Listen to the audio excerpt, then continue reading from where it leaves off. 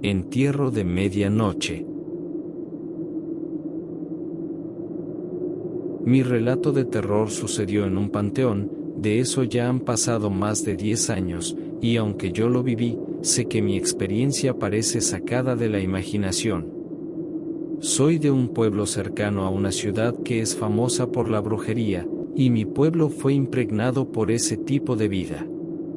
Pero no solo la brujería es parte ya de la zona donde vivo, sino también las sectas, que quizás a raíz de la brujería comenzaron a propagarse por toda la zona. Es común toparse con gente que cree en esas cosas, tanto en brujería como aquellos que son adoradores del maligno, pero ya estamos acostumbrados a esas tan distintas formas de pensar. Casi en cada familia de la zona hay alguna persona ligada a la brujería o a una secta, aunque no es algo que se presuma, porque también existe mucho arraigo hacia el catolicismo, y muchas personas sienten vergüenza de tener a un familiar ligado a esas cosas. Las costumbres son algo que forman parte de nuestra comunidad, y nos topamos con eventos que forman parte de la religión, pero también hemos visto cosas que van muy de la mano de la brujería y de las sectas.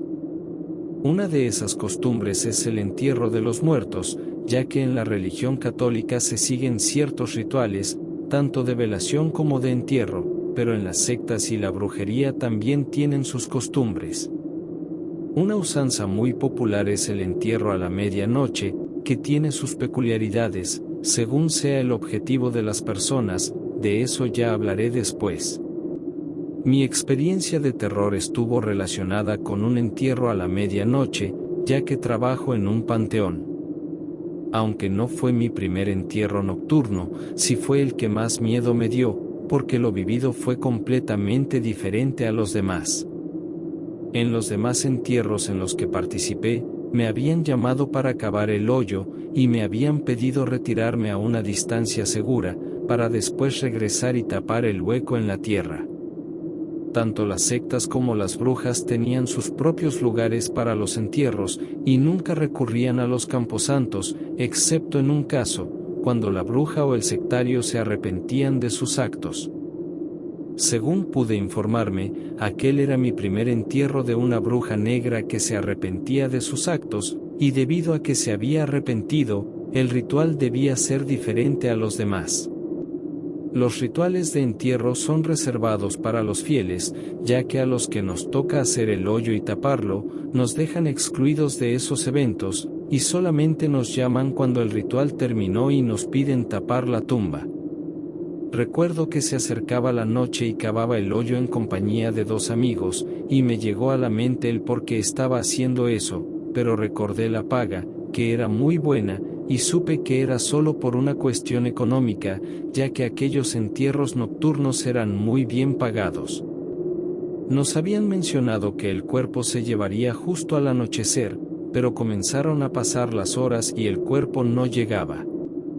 En el lugar, una mujer nos acompañaba, era amiga o familiar de la fallecida, y nos decía que no tardaban. Nos mencionó que el cuerpo debía ser enterrado ese mismo día, y la primera tierra sobre el ataúd debía ponerse antes de la medianoche. No supe por qué, ya que los rituales de las brujas no me interesaban, de hecho, me daban miedo, porque había escuchado cosas terribles que sucedían en entierros nocturnos. La luz del día se fue, y la mujer nos dijo que nos pagaría el doble si nos quedábamos hasta que llevaran el cuerpo, y tras platicarlo muy poco con mis 2 compañeros, accedimos, ya que en una noche ganaríamos más de lo que ganábamos en una semana de trabajo. Minutos después llegó al panteón un joven de unos 15 años, y le dijo a la mujer que tardarían más, porque el cuerpo no estaba cooperando y todo se les complicaba. No quise preguntar a qué se refería, porque aquellas palabras no tenían sentido. La noche era clara, y no había señales de mal clima, por lo que pensamos que todo sería muy tranquilo, a pesar de lo extraño que era un entierro así dentro de un panteón. Pero las horas fueron pasando, y casi sin darnos cuenta, porque estábamos los 3 compañeros platicando de cualquier cosa, ya pasaba de las 11 de la noche, y se acercaba la medianoche sin que el cuerpo llegara. Pero así como el clima era bueno, dejó de serlo, porque de pronto comenzamos a sentir un extraño frío que nos calaba en los huesos. Y notamos que la mujer que nos acompañaba también tenía frío, pero no nos dijo nada. Y acompañando al frío, una tenue neblina se comenzó a acercar a nosotros, hasta que al final nos envolvió y nos cegó de lo que a la distancia había. Faltaban 20 minutos para la medianoche cuando vimos una luz lejana, por la niebla no supimos qué era. La luz era amarilla y tenue, y detrás de ella otras luces aparecieron, estaban al ras de la tierra, por lo que supusimos que eran autos. Y así lo confirmamos con el sonido de los motores, que se acercaban lentamente. De quién sabe dónde, se escuchó un trueno, que nos hizo saltar por su intensidad. Hasta unos momentos antes no había nubes de lluvia, por lo que aquello fue algo muy extraño. Los autos se detuvieron a una distancia en la que los pudimos apreciar, aunque muy tenuemente, y vimos bajar de ellos a una multitud de personas, que se acercaron a nosotros con lentitud. Aquellas personas sostenían lámparas de aceite y de otros tipos para iluminar su camino. Un ataúd se alzó sobre la multitud, y comenzó a acercarse a paso lento, hasta que llegó a nuestra posición. Eran como 30 o 40 personas, y todas ellas parecían serenas, sin pesar ni dolor por la mujer dentro del ataúd.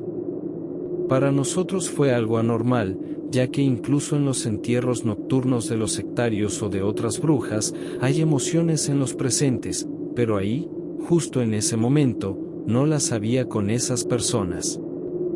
Aquellas personas con el ataúd justo detrás de ellos, estaban a 2 o 3 metros de nosotros, y fue en ese momento cuando aquello, que en un principio era algo peculiar, se comenzó a tornar siniestro. Ya que de pronto, proveniente de ningún lugar en específico, se comenzó a escuchar un susurro de mujer. Supe que no estaba alucinando, cuando uno de mis compañeros nos preguntó si habíamos escuchado eso, y nos dijo de inmediato que era el susurro de una mujer, pero que no sabía de dónde provenía. Los únicos asustados éramos los sepultureros, porque las demás personas estaban más preocupadas por la hora que por otra cosa. Al igual que el susurro, hubo otro sonido que nos asustó, porque este provino del ataúd. Parecía que alguien golpeaba aquel ataúd desde dentro, incluso vimos que los que lo cargaban se tambalearon un poco, pero siguieron caminando como fingiendo que no pasaba nada. Le pregunté a la mujer que había estado con nosotros sobre la mujer dentro, le pregunté sobre si en verdad estaba muerta, ya que nosotros no queríamos meternos en problemas. Y la mujer me contestó con ese rostro parco, que en efecto, la mujer dentro estaba muerta, pero que había sido muy mala y tenía cosas que pagar. No pregunté sobre esas cosas que pagar, porque vi con miedo que el ataúd volvía a moverse de forma extraña. Aquel movimiento fue tan brusco, que los hombres que cargaban el féretro lo dejaron caer, entonces la tapa del ataúd se abrió, dejando con ello ver a la mujer dentro. Aquel momento fue más aterrador que lo anterior, porque lo que vimos fue algo que no nos esperábamos. Dentro, aquella mujer estaba casi en los huesos, pero no parecía ese estado provocado por la falta de alimentos, sino que se parecía mucho a los cadáveres devorados por el tiempo. La mujer tenía sus cuencas de los ojos vacías, y estaban posadas sobre mí. Además, la mujer tenía los labios sellados con costuras de hilo. Pensé que habían tenido a esa mujer por muchos días en su casa, y que le habían sacado los ojos, pero la mujer que nos había acompañado se sorprendió, y dijo quedamente que ella apenas tenía 12 horas de muerta, y que eso se la estaba devorando ya. No supe a qué se refería, ya que antes de poder preguntar, aquella mujer dentro del féretro comenzó a reírse a carcajadas, pero con la boca sellada. Sin miedo, por lo menos eso parecía, los hombres comenzaron a acomodar el ataúd y a la mujer dentro, a pesar que continuaba riéndose. Fue hasta ese momento que los noté preocupados, aunque parecía que se preocupaban más por el tiempo que por lo que acababa de pasar, ya que casi todos miraban con frecuencia sus relojes. Tras estar tapado el ataúd, una mujer dijo que tenían que volver a sellar el féretro, pero que casi no tenían tiempo. La mujer que dijo eso nos pidió a los sepultureros que nos alejáramos, ya que no debíamos presenciar el sellado del ataúd. Nos alejamos un poco, y mientras veíamos la tenue luz de las lámparas a la distancia brumosa, debatíamos si deberíamos irnos o quedarnos, aunque de irnos no nos pagarían, y ya habíamos visto demasiado como para acobardarnos. Así que decidimos quedarnos, para poder recibir nuestro pago, que era lo que nos importaba. Pasaron los minutos, mientras la murmurante gente decía cosas que no podíamos entender por la distancia. Pero aún estando lejos, podíamos escuchar las carcajadas de la mujer dentro del ataúd, y sabíamos que era ella porque era la misma risa de antes. El reloj casi marcaba las 12 de la madrugada, pero para nosotros era solo 1 hora, y no sabíamos por qué el apremio de enterrar a esa mujer antes de la medianoche. Nos llamaron a gritos 1 minuto antes de las 12, y nos pidieron que corriéramos y bajáramos el ataúd. Pero por más prisa que nos dimos, cuando llegamos al hoyo, y comenzamos a poner las sogas debajo del ataúd, fue que escuchamos que alguien decía que ya era demasiado tarde, que ya era la medianoche. Notamos que los asistentes estaban muy temerosos, y nos pidieron que nos alejáramos del ataúd, que ya no había nada que hacer. Honestamente, eso me parecía una costumbre muy ridícula, ya que creía que daba igual la hora del entierro. Pero antes de poder decir algo, y aún estando muy cerca del ataúd, notamos que ese féretro se movía de una forma muy extraña. Y antes de poder alejarnos más, aquel féretro comenzó a arder en unas llamas que llegaron de ningún lugar, era como si estuviera impregnado de gasolina y alguien encendiera un cerillo, pero sabía que no era así.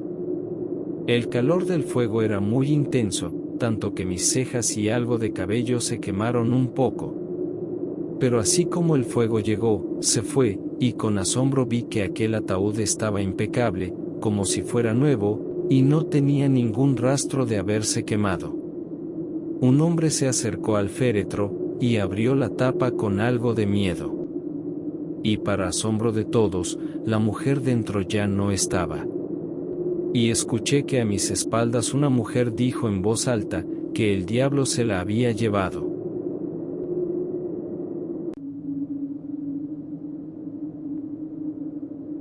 Mi siniestro vecino. Mi relato de terror sucedió durante el confinamiento del 2020, y es que un mes antes de aquel caos me fui a vivir sola. Renté una casita en una zona cercana a mi trabajo, que afortunadamente no perdí. Vivo en México, y en esta zona las casas están muy juntas, tanto que hasta se puede escuchar lo que pasa en las casas vecinas.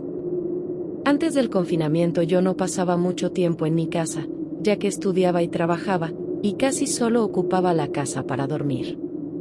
En aquel momento no tenía tiempo de conocer a los vecinos, y durante el confinamiento tampoco lo tuve, ya que tenía miedo de enfermarme. Tras pasar algunos días de encierro, comencé a escuchar ruidos en la casa de al lado.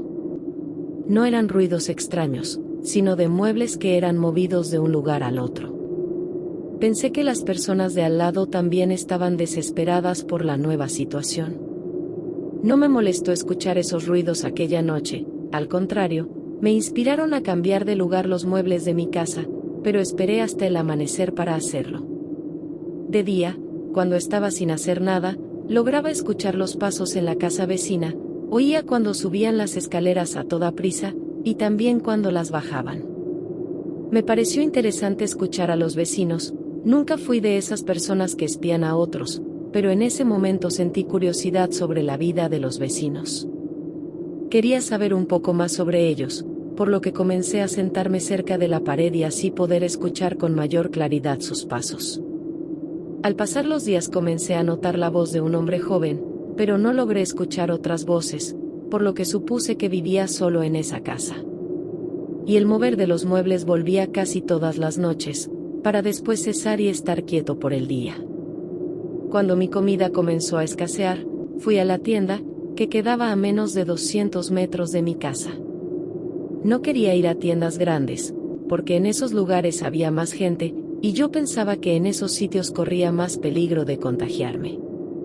Al salir de mi casa y comenzar a caminar hacia la tienda, pasé por la casa del vecino, y no sé por qué, pero sentí esa necesidad de mirar en dirección de esa casa. Al hacerlo, y ver con curiosidad a la ventana del vecino, pude ver que la cortina se cerraba con rapidez, quizás cuando él notó que miraba en su dirección. Fue en ese momento en que pensé que lo que yo hacía, eso de espiar un poco, el vecino también lo estaba haciendo, pero conmigo. Me sentí molesta, esa molestia que no aparece cuando nosotros hacemos algo, pero cuando alguien más nos lo hace, entonces hipócritamente nos ofendemos. Me tomó la ida a la tienda para calmarme, y darme cuenta que yo estaba haciendo lo mismo que el vecino.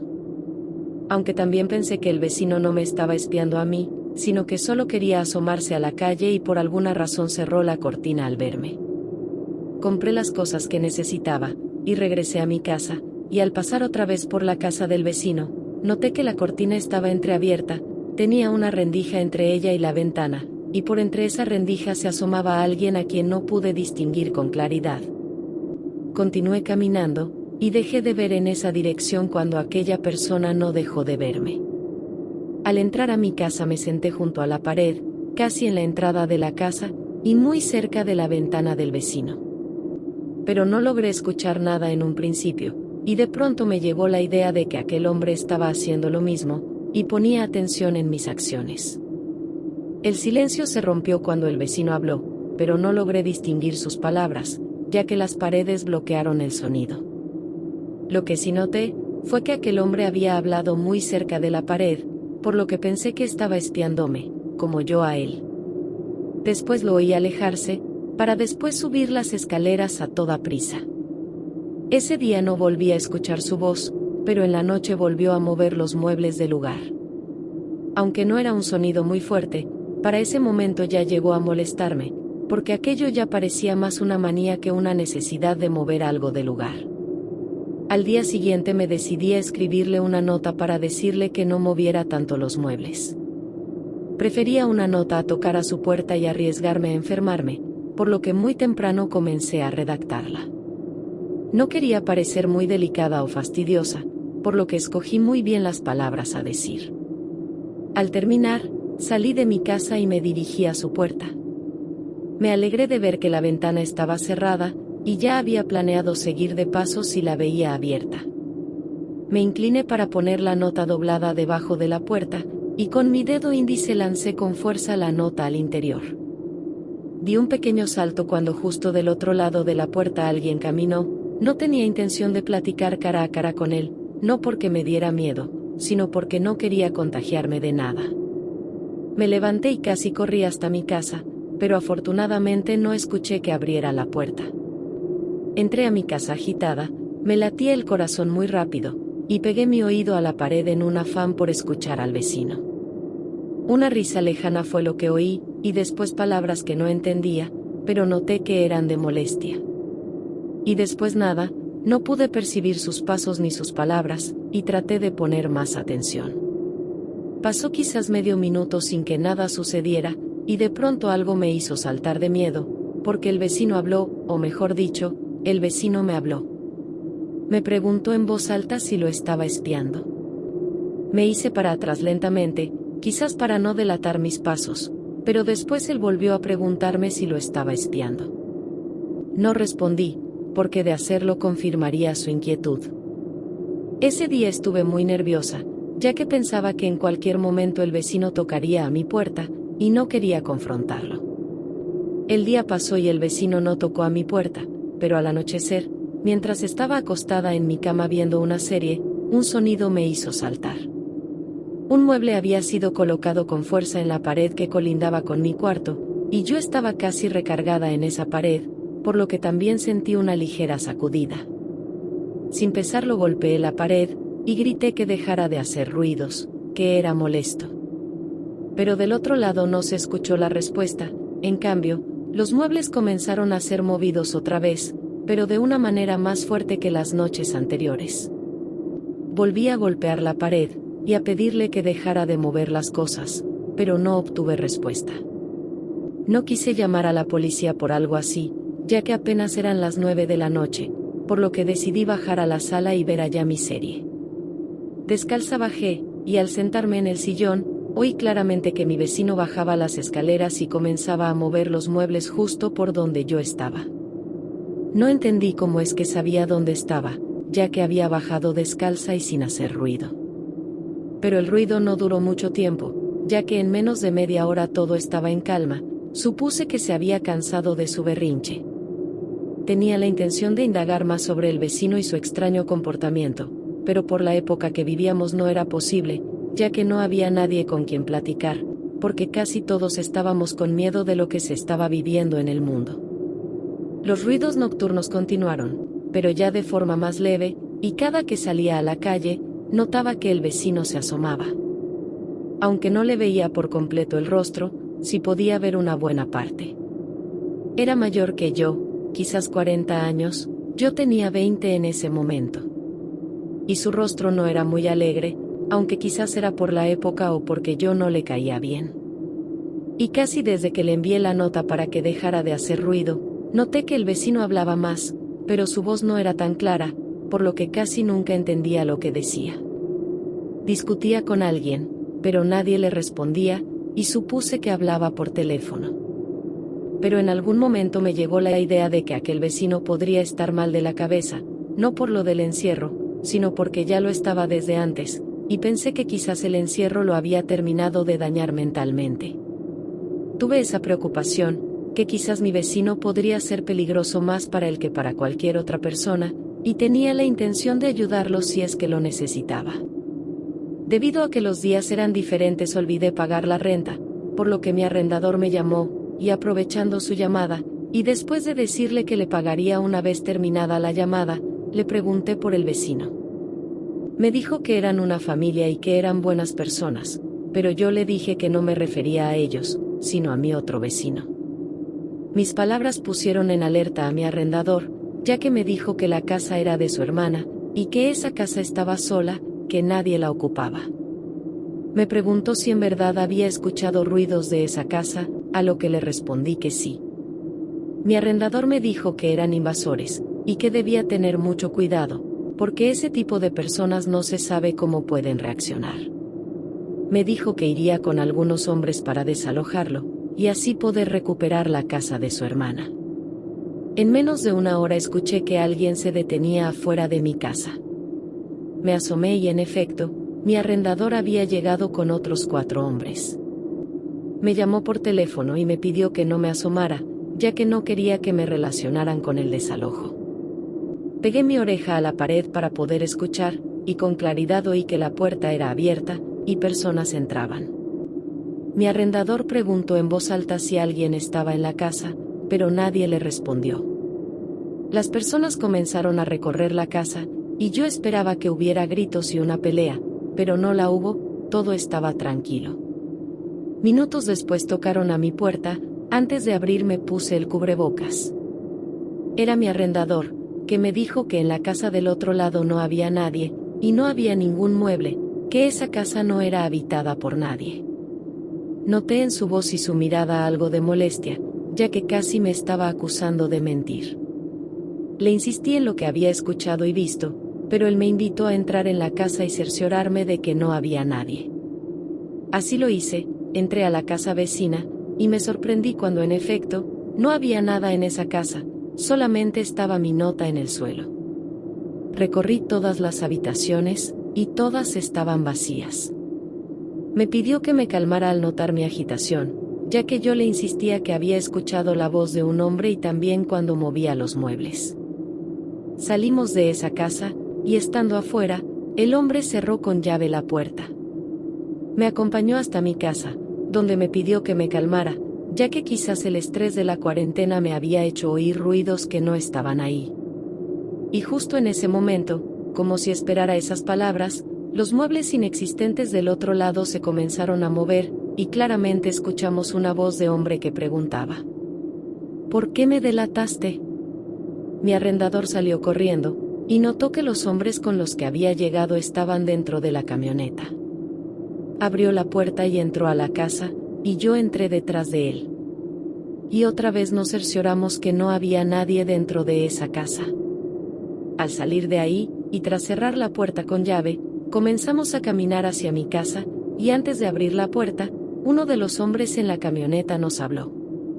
Nos giramos, y lo vimos señalando hacia la casa vecina, y nos dijo que alguien se estaba asomando por la ventana. Nos giramos a la casa, donde vimos que un hombre se asomaba y nos veía con odio. Y aquel hombre se desvaneció frente a nosotros. Al quedarme sola en mi casa, tenía miedo de estar ahí, pero no tenía muchas opciones, porque por la época, no era el momento de irme y buscar otro lugar. Escuchaba que aquel vecino fantasma movía los muebles, y hablaba ocasionalmente cosas que no entendía. Pero todo cambió cuando una noche escuché sus pasos, pero no provenían de la casa vecina, sino de la mía. Supe que era el momento de irme, porque aquel fantasma ya había entrado a mi casa.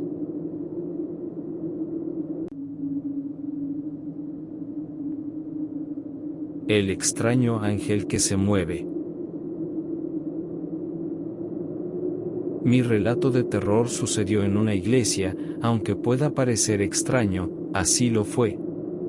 En aquel tiempo era el sacristán de esa iglesia, y ya llevaba trabajando ahí cerca de 5 años, y nunca había presenciado algo que fuera tan aterrador. Aunque casi desde el principio que llegué ahí, acudieron a la iglesia personas que afirmaban estar poseídas, pero hasta yo notaba que esos casos no eran reales, porque no había nada paranormal en aquellas personas que gritaban forzando la voz. No quiero decir que las posesiones no existan, solo que a mí no me tocó ver una en los años que trabajé en esa iglesia. Vi a otras personas que recurrían al sacerdote porque tenían problemas de espíritus en sus casas, pero yo nunca acompañé al sacerdote para ayudar a esas personas, por lo que nunca vi eventos paranormales en esas casas. Todo cambió cuando el sacerdote fue cambiado de iglesia, y a la nuestra llegó un sacerdote nuevo, que no tenía carisma y que en realidad era muy enojón. Casi siempre regañaba a la gente en lugar de darles consejos, y se la pasaba renegando de los fieles que tenían problemas tontos, como él les decía a esos problemas. Pero también llegó tratando de darle una nueva imagen a la iglesia, y como le fascinaban las figuras de los ángeles, le encargó a un escultor que le hiciera una figura del arcángel Miguel, y le pidió que la imagen midiera 1,80 m. Pero como suele suceder, siempre hay inconvenientes que hacen que un artista pueda retrasarse, y así sucedió en esa ocasión. Pero el sacerdote no se lo tomó de buena manera, y le reclamó de forma airada el retraso, y al final amenazó al escultor con demandarlo.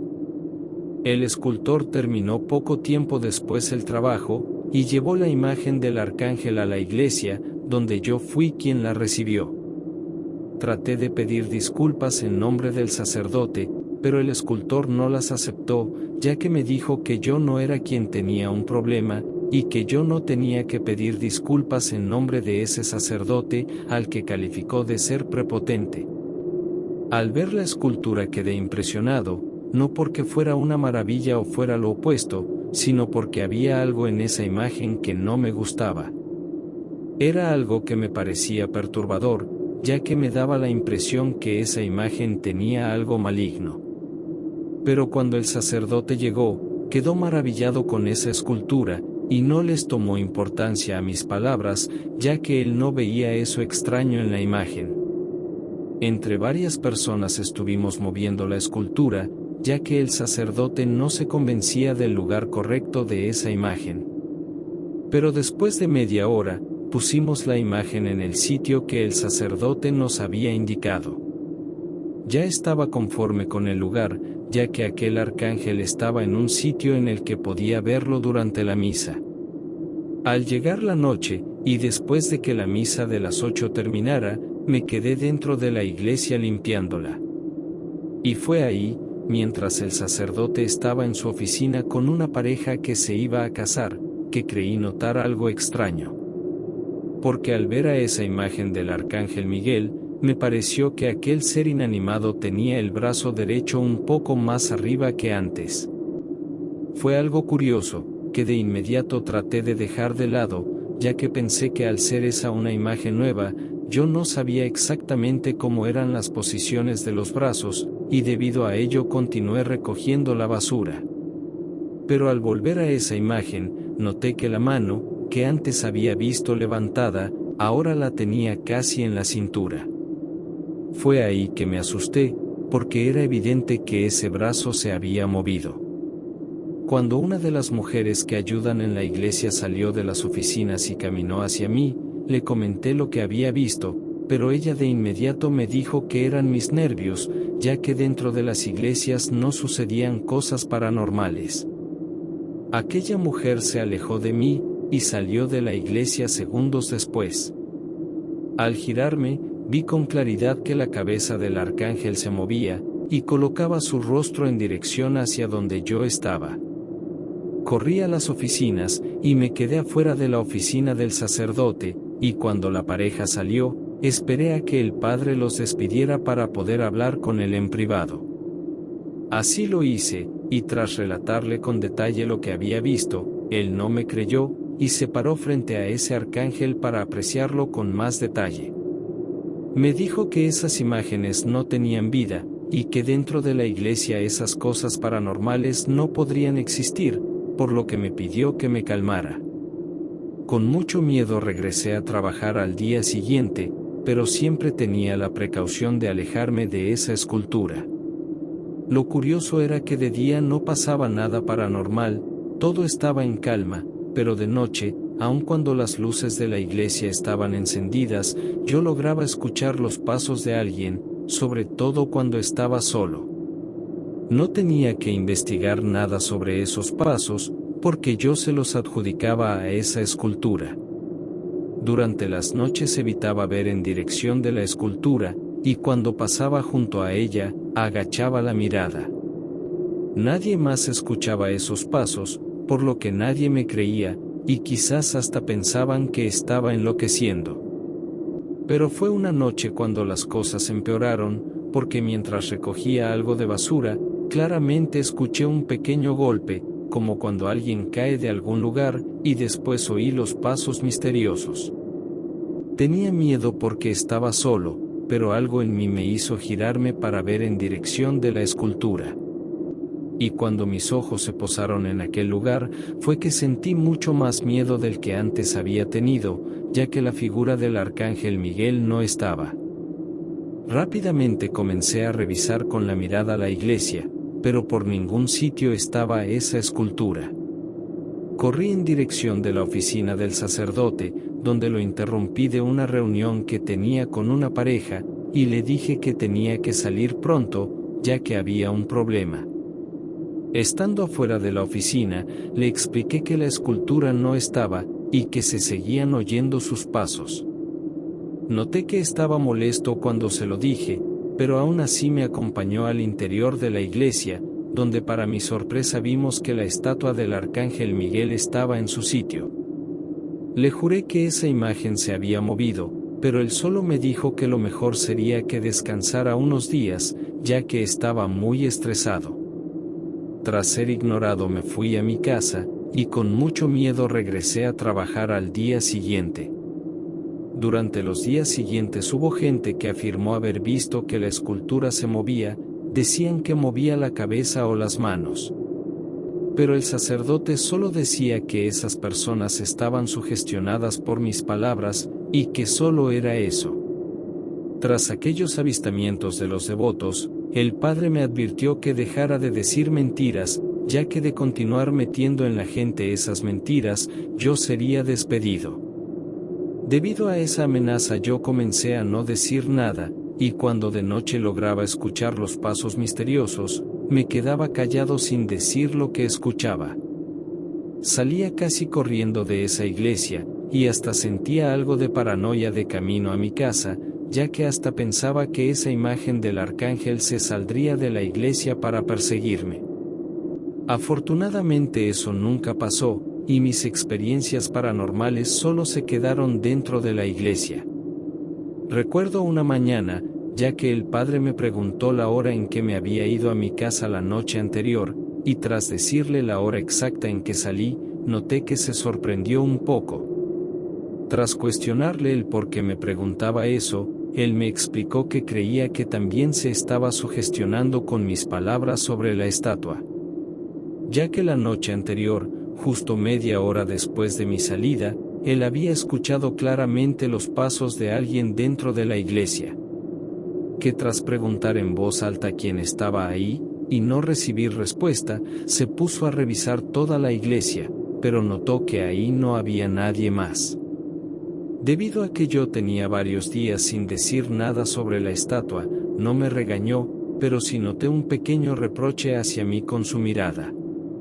Quizás él sentía que mis palabras habían provocado una psicosis en las personas, y que no importaba si alguien creía en mis palabras, tan solo el hecho de decirlas ya lograba ese efecto de sugestión.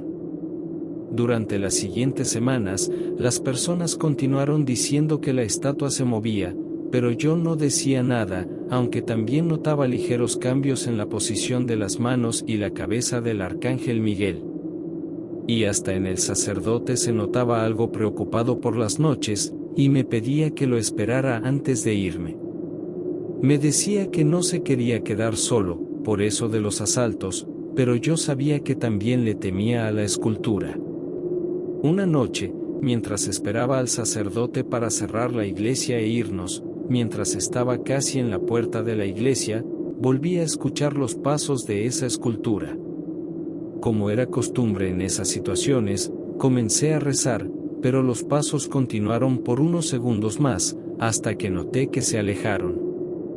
Después escuché que el padre gritaba pidiéndome ayuda, corrí hacia su oficina, y mientras pasaba por el pasillo de la iglesia, noté que la escultura del arcángel no estaba.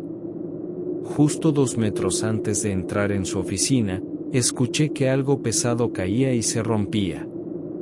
Al entrar en la oficina vi al sacerdote en el suelo, tocándose el cuello y respirando con dificultad. La estatua del arcángel estaba destruida en el suelo, y el sacerdote la señalaba sin decir nada, ya que las palabras no le salían. Lo auxilié en lo que pude, ya que solamente se me ocurrió ayudarlo a sentar en su silla.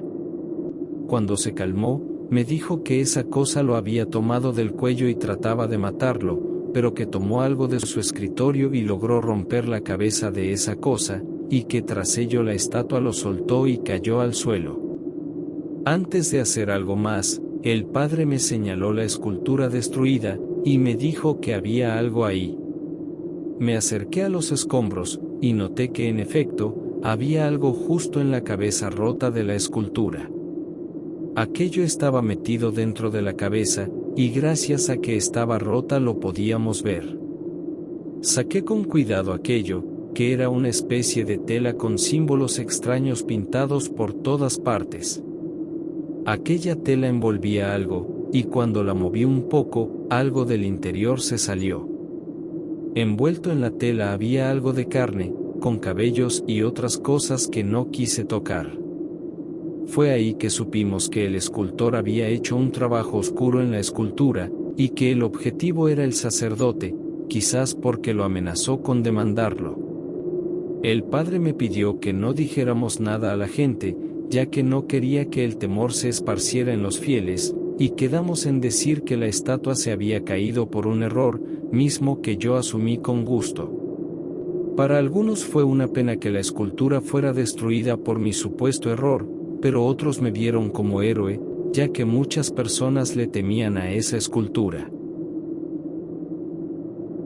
En la descripción del video puedes encontrar más historias similares a esta. Espero que este relato te haya gustado. De ser así, te invito a que te suscribas al canal y le des like al video. Gracias.